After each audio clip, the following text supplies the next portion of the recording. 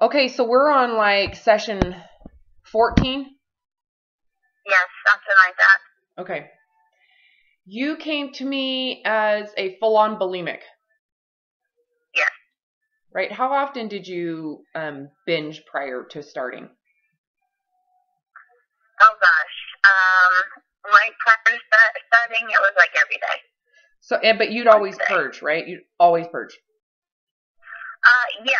Yeah, when I was binging, yeah, I was purging for sure. But you'd also, had you were chronically dieting, so it wasn't just, Right. There was also periods of anorexia in there and things like that. But yeah. it was definitely, when I was binging, I was purging. It definitely didn't keep it in.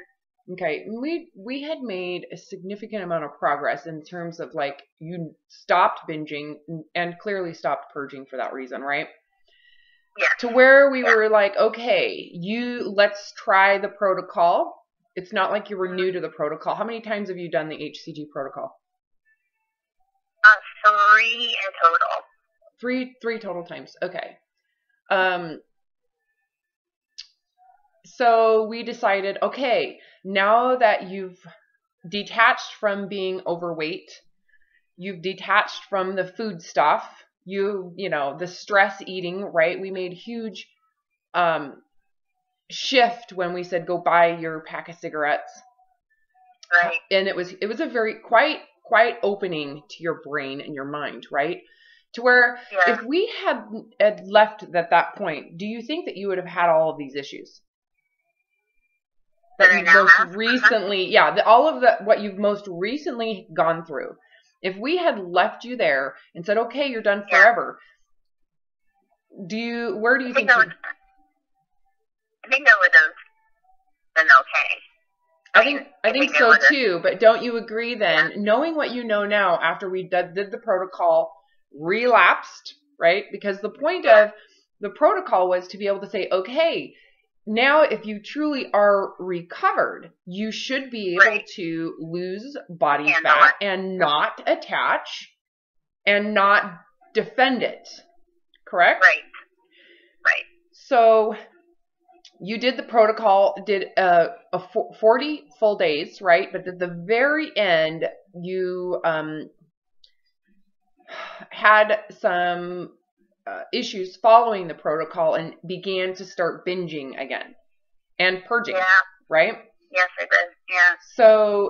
So we kind of pulled you out of the binging part, right?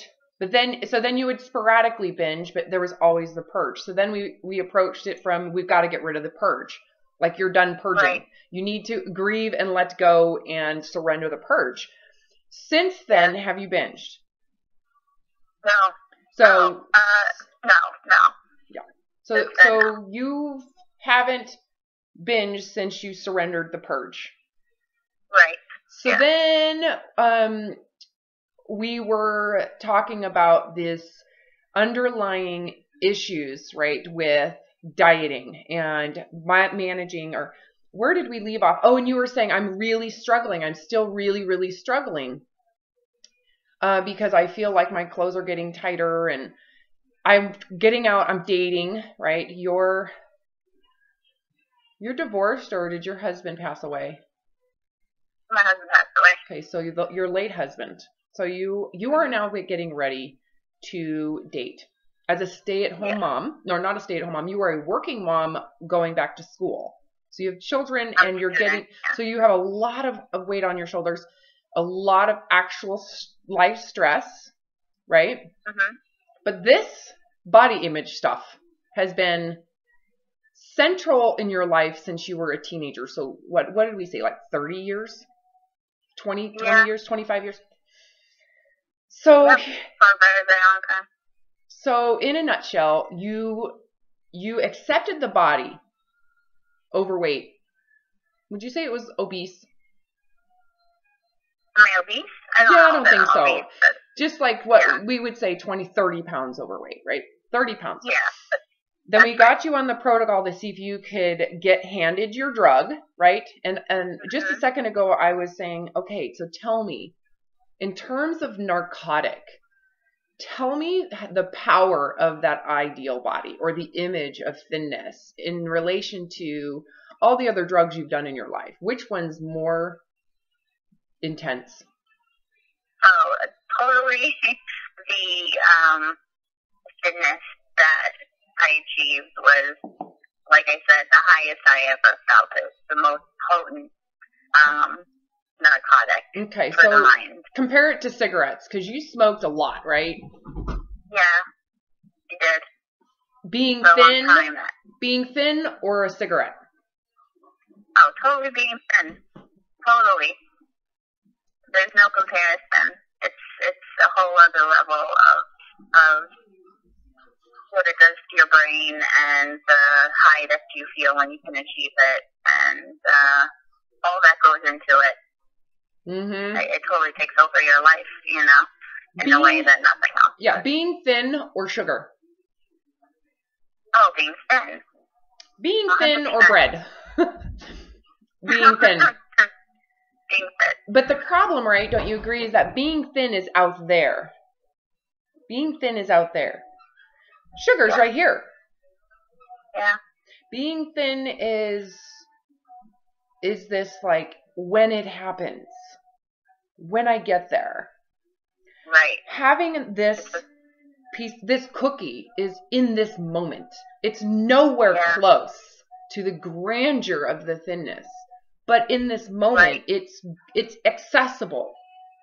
In this moment of stress. It's kind of like the cigarette in that moment of pressure, right? With school and your grades, right? Because we had talked last time about you were really stressed about an exam, right? And that you were noticing, you didn't binge, but you noticed that you were eating outside of hunger for stress. Yeah. Right? And I had said to you, the only people who eat for stress are dieters, right? Because it's an excuse. People who don't diet, who don't have the body image, they don't excuse food. They can eat that whenever they want. So the connection to food with stress just doesn't occur, right? So we went deeper into, you were like, I know I still have issues. I'm really struggling. And then I said, well, let's weigh. Right? Yeah. So in the last session, were you surprised that I suggested that? I was. Yeah, I was. I was surprised and then nervous when they did it. But my whole point was to expose you to what's reality here with all this behavior. So since you're round, you have binged and purged, diet, right? Because you put yourself in confines, right? Yeah. You had essentially the risk, I said prior to the round, was that you're going to attach to the weight loss, the size loss. If you attach to the size loss or the weight loss, you're going to have stress and fear in the brain when you reintroduce food. Was I correct? Yeah. 100 million%. Absolutely. Because you're getting your narcotic. And then there is risk that it's going to get taken away, meaning you're going to gain weight. You're going to lose the illusion of the euphoria of I'm thin, I have to keep it, right? But I want you to go back to that body that you had after the last round, which ended, what, a month ago? A month and a half ago? Oh, a month and a half ago, yeah. 6 to 8 weeks ago. Yeah. And was it that euphoric? Oh, yeah. Well, hold on a second. Was. Go back to that body. In the moment of that body, was it all as euphoric as the illusion of it? Oh, no. You know what? I was just thinking as you were talking before, you never feel like you're attaining what you want to attain. So it becomes like, you're chasing that dragon. Like, you never quite get there, so you can never be just comfortable. And content. So I want to pinpoint, like, where is the drug then? Where is the narcotic? Because you sit there and go, It's the perception of it. It's what you believe it's going to provide for you. It's not reality. Because even when you're thin in reality, you ever feel as high as your concept of it. Oh, yes, no. No, you don't. You don't. In fact, when you were there, you were in, how did it actually feel?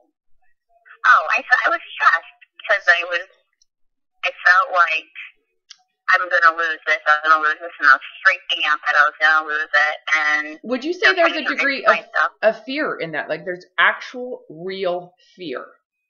Yeah, it is palpable fear, for sure. Yeah. And that was true every time I did the HCT. I feared the loss of my loss. You know what I mean? I feared that I would gain the weight back and I would lose what I felt like I was accomplishing. You know? How did that, in terms of your reaction then, right? So if you have a real brain, if you have a belief and it manifests in actual fear, what are you going to do behaviorally? What are you going to do? Oh, I'm going to have to. So you restrict, right? The pressure on food gets increased. The pressure on dieting, the pressure on rules. So tell 100%. me, did you even recognize those rules? Because even though you had before losing the body fat, you were eating to hunger. It was very easy. Cravings were gone. You were dancing with your body, hormonal rhythms. You got it, right? You were out of the crazy. We give you body image and immediately you get sucked back in. And did you even notice? It was really very subtle and you know, I was masking it with other things like, you know, trying to be perfect with the hunger scale and things like that. And so you could say the hunger scale became your diet. My diet, yeah, I totally corrupted it. You know, it was. Yeah, so you were saying, I could tell when I was stressed, right? Even though you had stopped binging and stopped purging, and you had kind of at least released yourself from the real intense, I'm gonna die, fury, crazy, right? You were still in it, and so I had you weigh yourself. Because you were like, I still have this bizarre, I still feel like I need to maintain this. I feel like I can get back down there. I feel like I can get back down, right? Because you had fixated on the loss or the number that you weighed. And so we weighed you, right? After you'd been binging and binging and purging and overeating and stress, right? Yeah. And you had gained almost what? Almost all of it back. Almost all, yeah. Like 20 of the 30 pounds. Yeah, even more, I think. But yeah. Tell me what your response was. Tell me how that was for you. It was like, you know, ripping off the rose-colored glasses and was like, you know, like, hello, this is what the reality is here. You gotta stop fooling yourself. It was a wake-up call for sure, and it really, initially, it was like, oh my God, you know, like a punch to the gut, but in a good way, because it really kind of released me from that fantasy that I was creating, and it allowed me to just let it go, just let go completely. And since then, it's just been, like, completely freeing. I really feel like I'm internalizing this release, and it's really taking hold. And I just, you know, all those things that felt like such an issue before, maintaining, you know, sticking to the hunger scale 100% and all that stuff has instantaneously not become an issue now. You know. So I think we identified a major stress for you, which was wanting to, you know, activate a dating site, right? Putting your picture out there, putting your size. You had said, I don't want to have to put, you know, overweight or medium framed. What did you say? Well, no, I mean, the major stress was that I was completely identifying a thin, fit body with being able to start dating again, because that's what would be attractive. And do you think that was a huge part of your stress? Do you think that specifically was a very large part of the underlying stress around? Oh my God, so much. Okay. So much. Do you see it? You see it huge now part. though, right? And what did I say to you? I said, okay, so even if you had that body, would you Yeah. honestly want to put that you have a small athletic body on that Right. page? Do you really, Yeah, is and that you what were you totally want right. to put? And we had talked No, about not like, at all, because you attract you people don't who, want that to be what is attracting people. right, exactly. Because you Right? attract people who prioritize that, you know, and then that's not what I want in my life. Yeah, I know, and I know Yeah. for me, it's like, even if I was single and going to present myself, even if I could say I'm, medium, slender, athletic, blah, blah, blah, whatever, I wouldn't even put it up there. I'd put a medium, average, overweight. Yeah. I wouldn't put, Yeah. it's like a man who, let's just say, someone who makes a ton of money, man or a woman. Would you really want to Right. put that on there? You don't advertise that, yeah. Why would Exactly. you do that? Because now there is this idea that you might be attracting people that are only attracted to those superficial ideas of And money. I know that to be true because I did that before when I was thin. I had, one of those websites and I did put that, and you really only attract assholes. I mean, people who, that's their are only interested. Yeah, so for me, I would put like That's all it is. mediocre. I don't make very much money, but I love good music. I love to travel. I'm I'm open-minded spiritually. So I'm not going to pre-select only a certain, I'm not religious. I'm very spiritual, very open, right? I'm fun. I'm adventurous. I'm high risk, but I like to stay at home. I also like to have serenity. I don't need a ton of, you know what I'm saying? Those are things that I believe someone will look at and find very attractive. I don't want them to be like, she's thin, immediately I'm going to hang out with her. He makes a ton of money, so you don't want to be attractive to someone who is seeking something that isn't real, right? Superficial. Yeah. Exactly. So it's like, when you think of that, even if you had that body again, would you use it? I would never do it. Did that in any way help separate that pressure from that, the stress around being thin? It totally separated it, and it totally recontextualized that whole issue for me. Not issue, but the whole idea of getting out there and what it means to be attracted to somebody, and to be attractive to someone, and how that works with people, So it just made it a very much more real thing. Well, or at least gave you an awareness that when you did your last round, you might have unconsciously had that as your goal. Yeah. It might not have. Was it conscious at the time? No, I mean, I think it's always in the back of my mind because it does mean a lot to me. But I think I was trying to convince myself for my last round that no, I'm that's not what I'm feeling. Yeah. Yes, but do you see now why it was so easy then for you to attach to your body? Oh yeah. Because the pressure behind it, and that, okay, this is why being thin was such a huge narcotic. What you're placing on that body image is a relationship. Yeah. Consider the importance for you in the connection of having a relationship, a loving relationship, a sexual relationship, a relationship that you could see you root yourself into. This is, once again, that third survival need, the need to feel connected and to have people around you. That for you, what has not been fulfilled. Right? Or there's conditions around that fulfillment. And for you, you truly believed that I need to have this body first to have that. And consider why there was so much pressure then, or why you connected that euphoria, that narcotic is so incredibly amazing when it comes to security and survival. So when you lost that weight, even though you had, let's just say, disconnected being overweight, Once we gave you that loss, there had to have been that desire attached. Oh, yeah. The desire for partnership, it's like it's attached to the body image. And so as you're losing, you're getting more secure in that you're feeling, okay, now I can put myself out there. Now I can get these pictures. Now I can do that, right?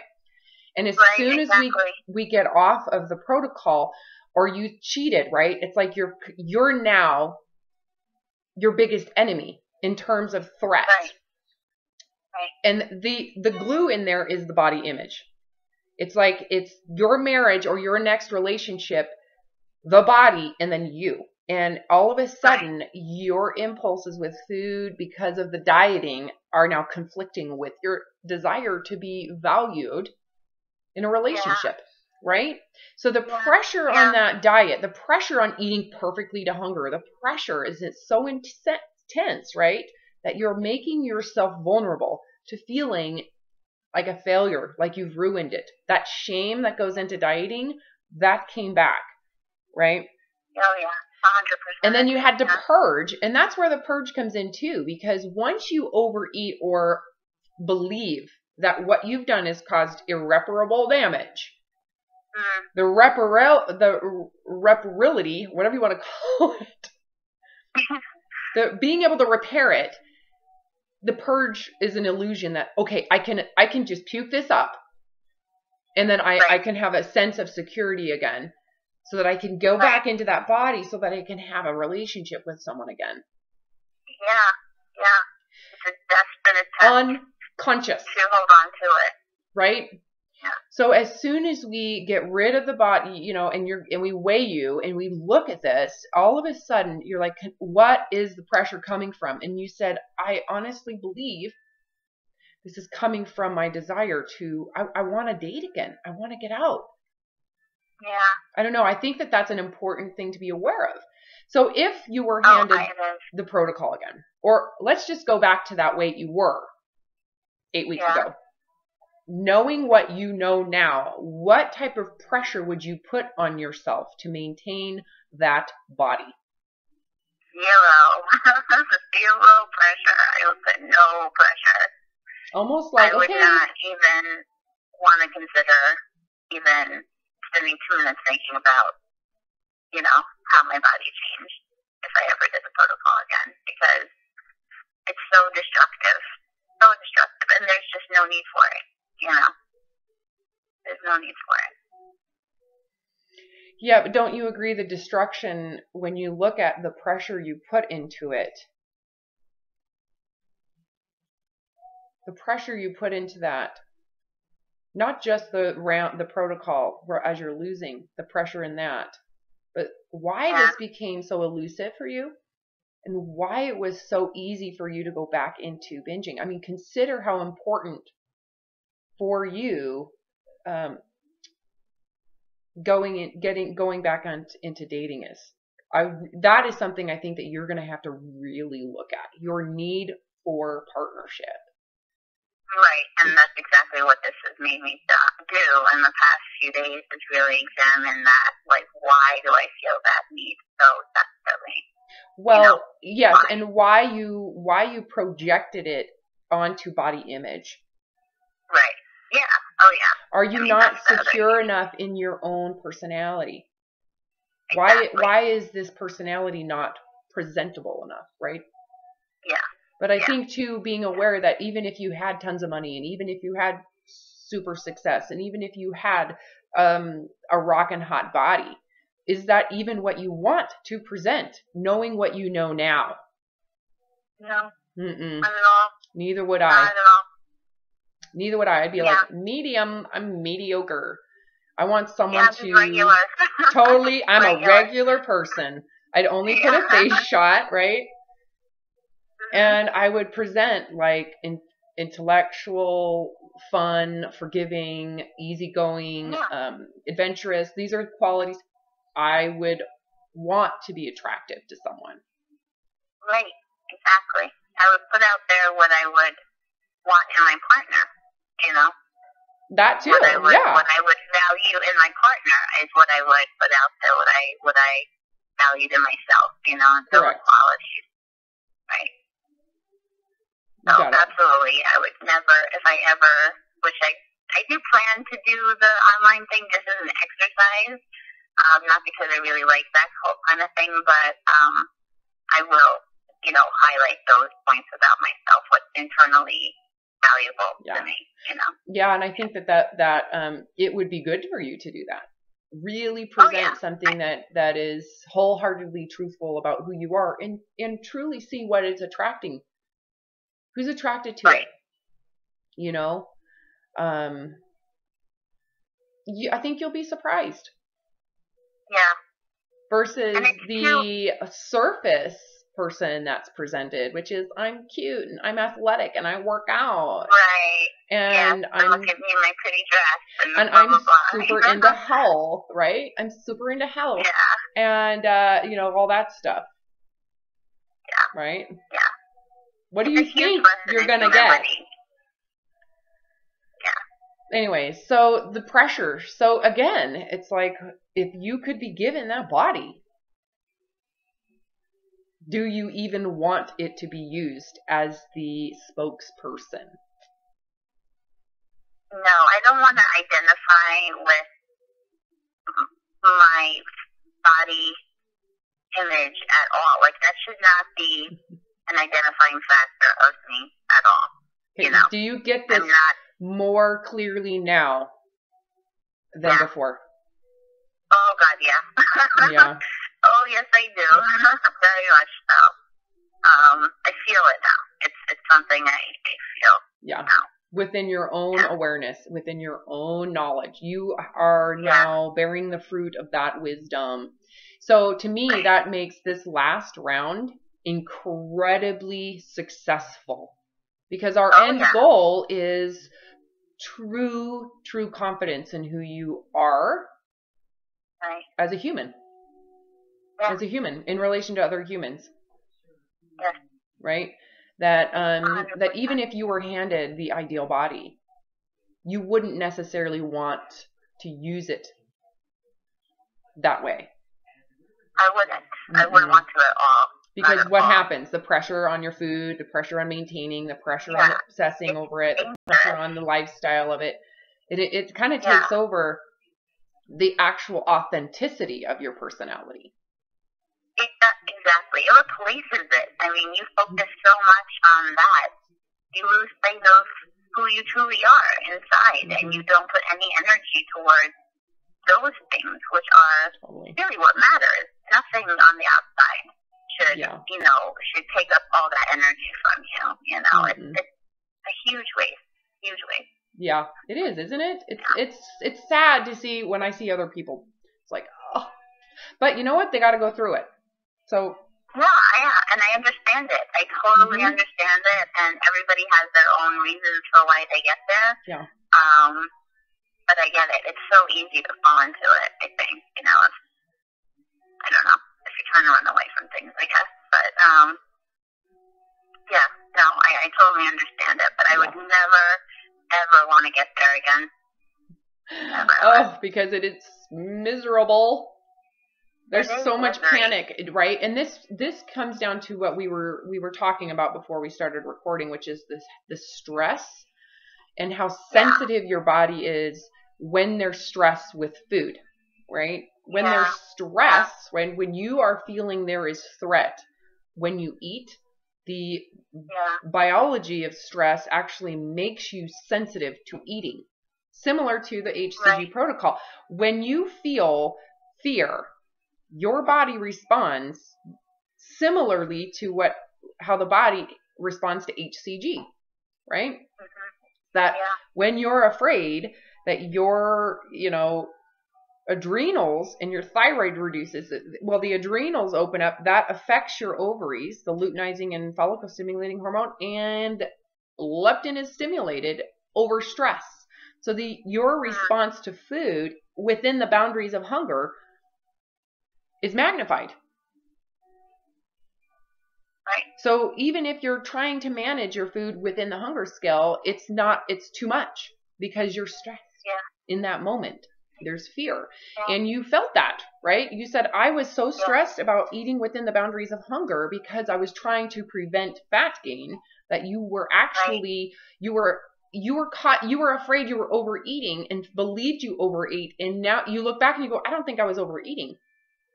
Yeah, I think I was just freaking out. And your body responded, right? Oh yeah. So yeah, my body's so freaking sensitive. Okay, so after our last conversation, how does eating to hunger feel now? I'm barely I used to put so much attention to it. I'm barely paying attention to it because it's just, I don't know how to explain it, but there's just no need for the attention because it's just that natural at this point. It's kind of like saying, well, before it was your hunger scale. Now it's the body's hunger scale. It's not yours. Yeah, it's the body's. That's a really good way to put it. Yep. Yeah, 100%. if it's your hunger scale, then you have a reason. You have a context beneath it. There's pressure within inside of it. You have expectations for it.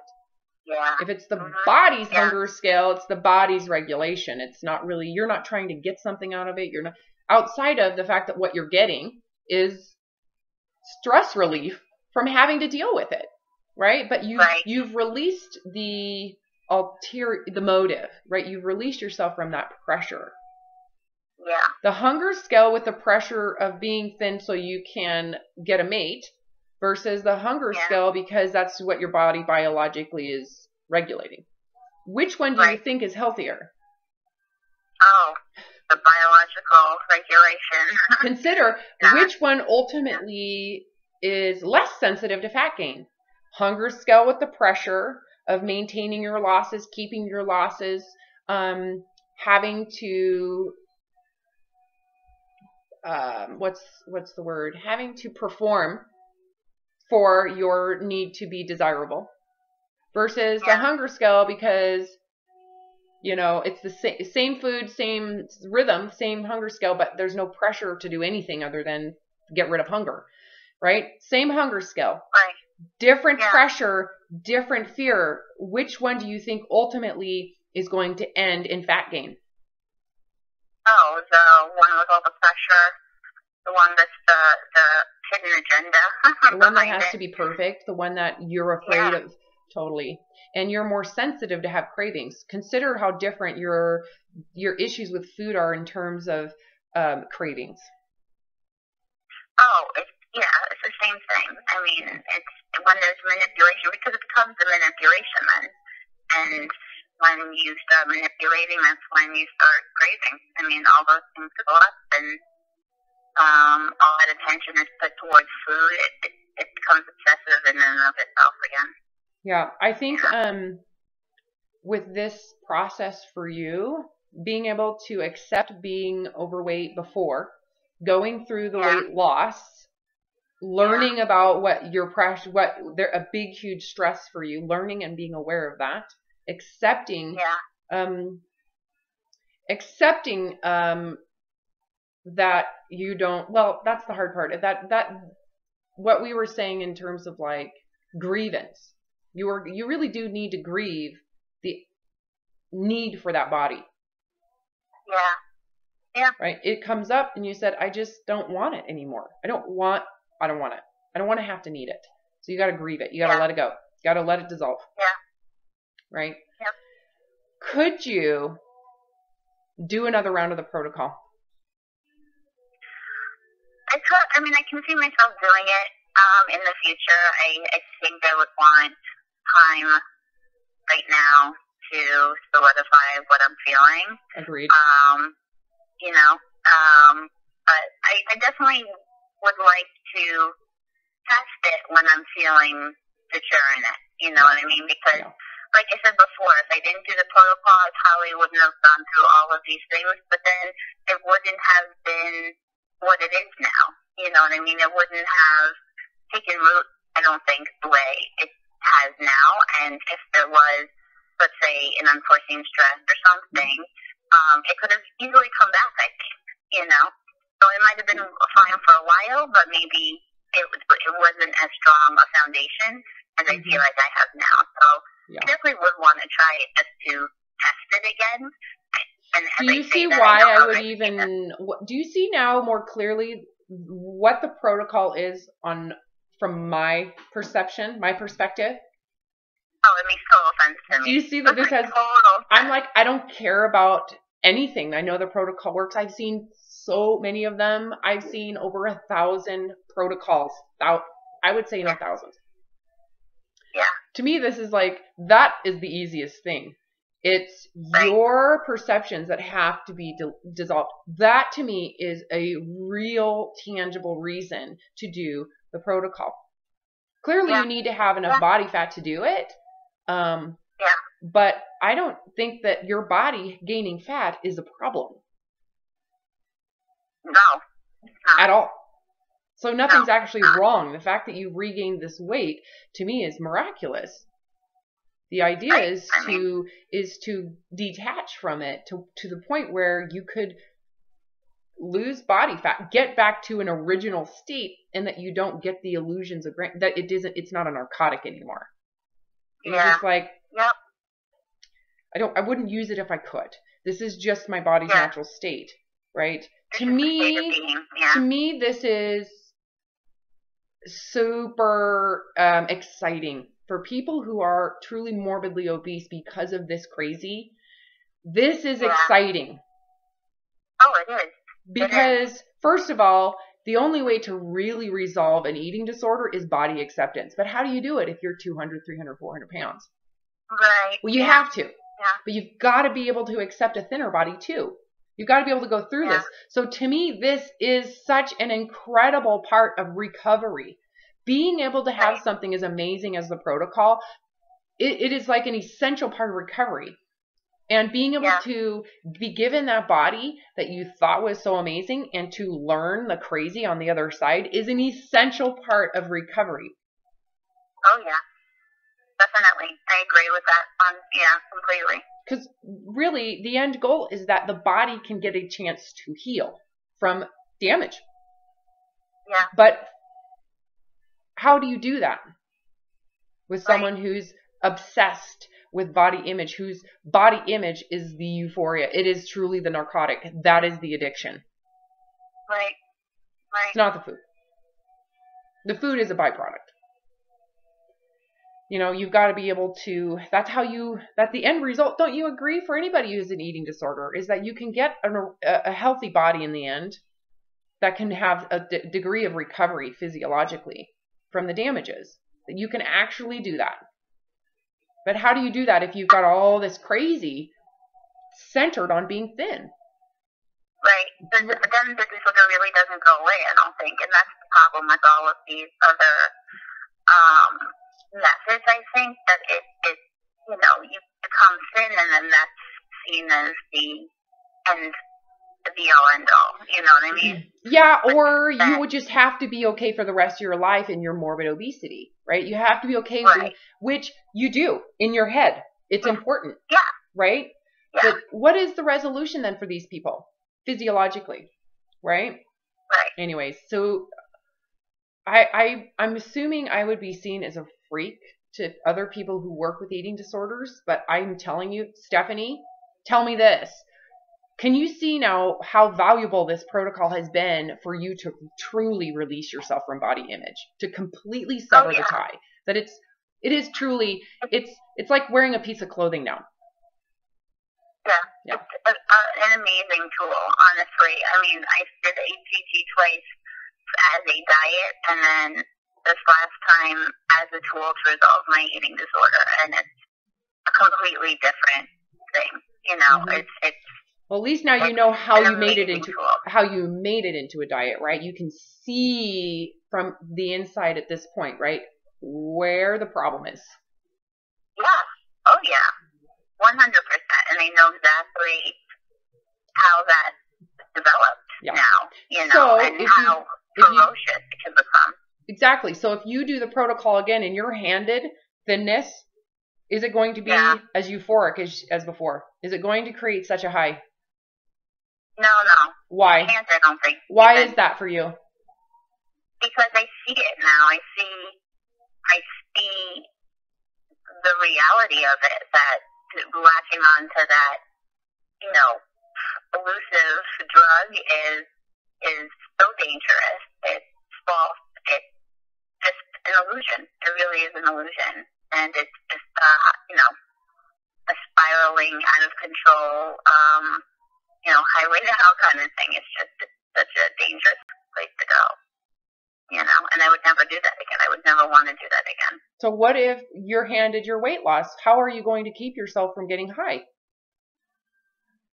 Staying focused on what really matters, what truly matters to me, and not caring about what my body looks like at all, not identifying with it at all. So when do you start doing that? Huh? So when do you do that? When do you start? Do you do that when you start another round, or? No, I'm doing it right now, every day. So then, every single day. So then what's weight loss going to do for you? Nothing. It's just my body can get to a physiological state that maybe more baseline for me. I don't know. Whatever it is, I don't know.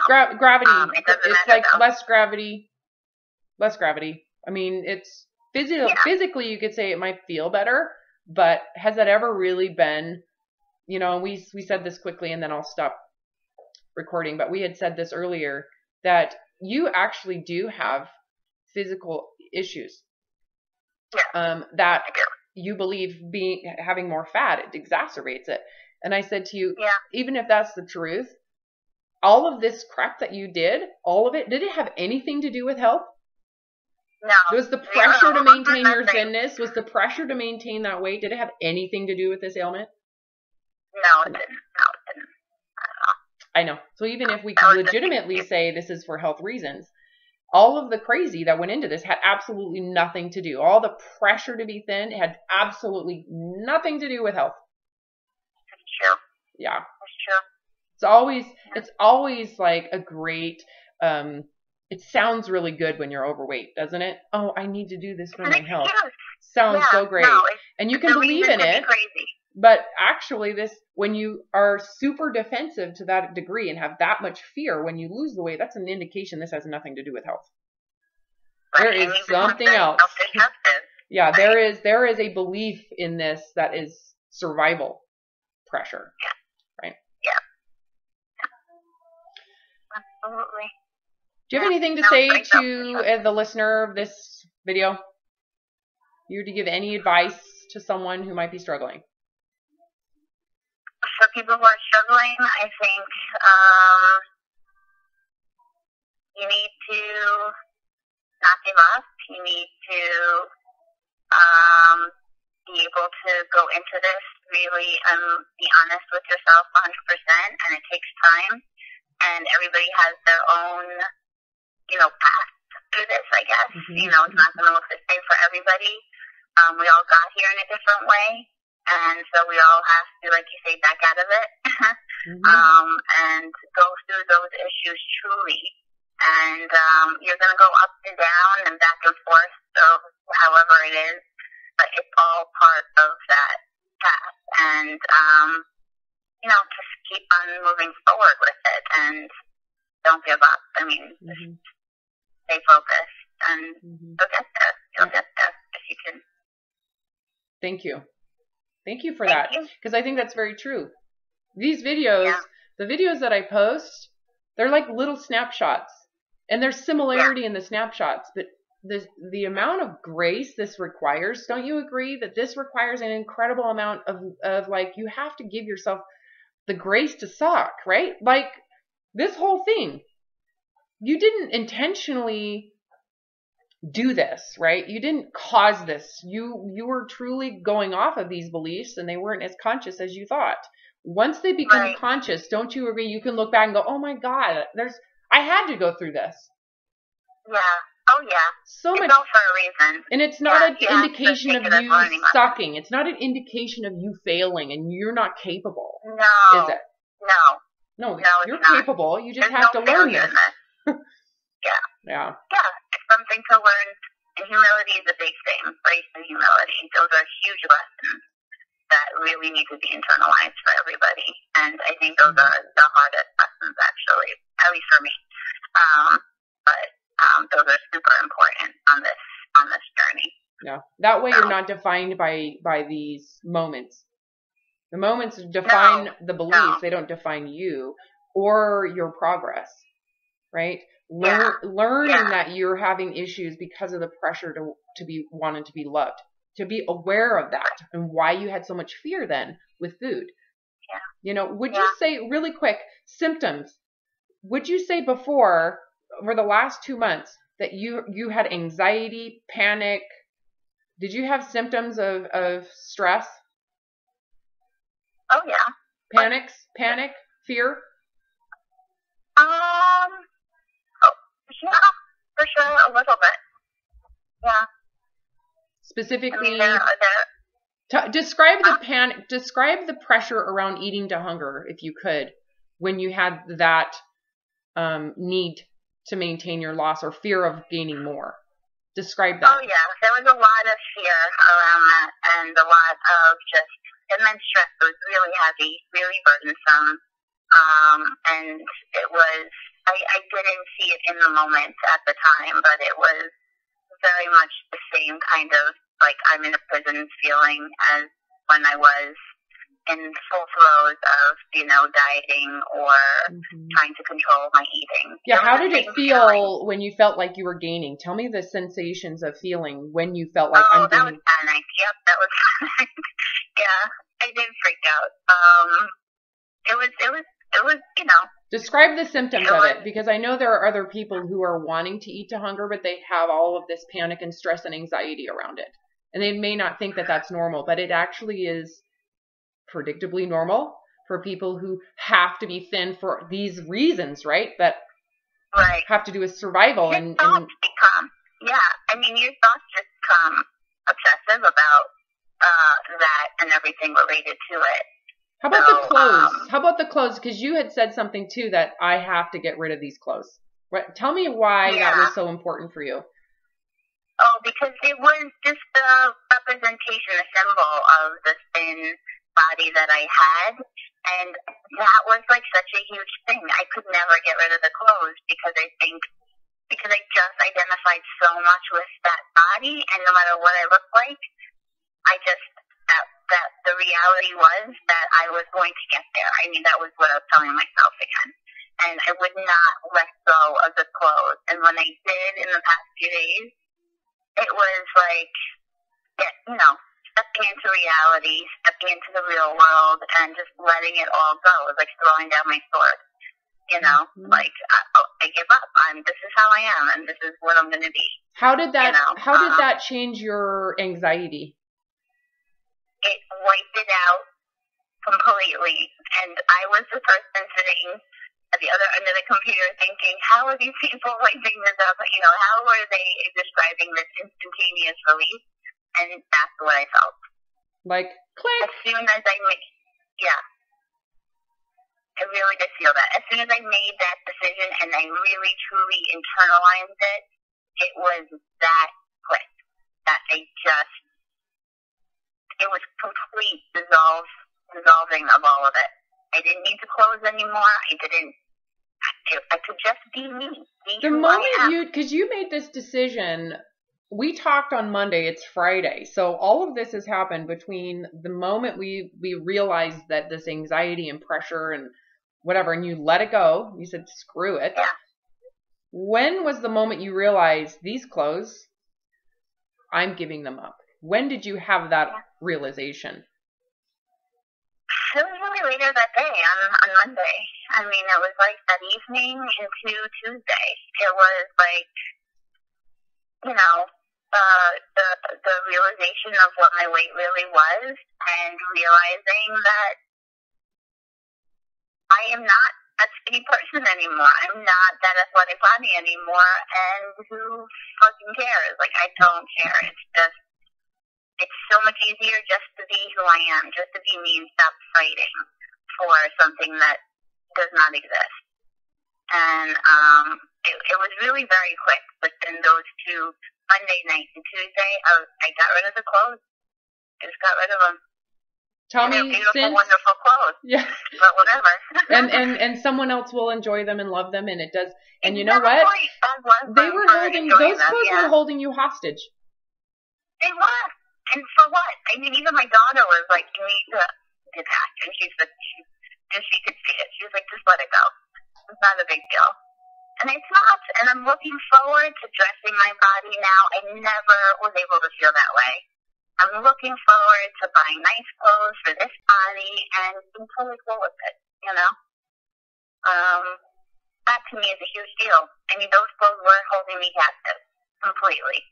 Those are like the prison guards. They were all just confirming that you were thin and you have to have it. It's like those are the addiction. It's like those are the addiction.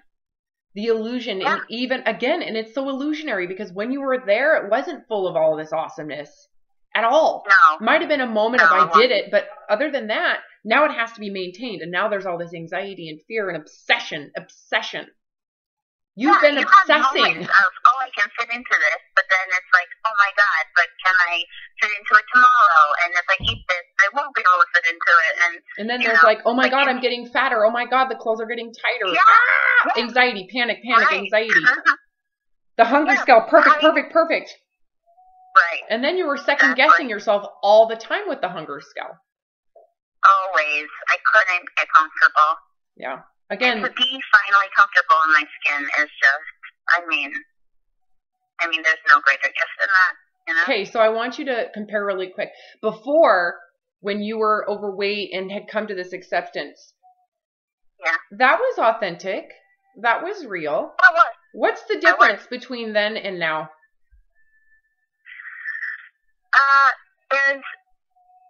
It feels deeper this time. I don't really know how to describe it. I mean, I think I had to go through what I went through to really have it take root as deep as it is now. Yeah, you had to have both sides, right? You had to have what you had and then be able to lose it again. This is why, like I said, I say this a lot to quite a few people. You might need to go diet again.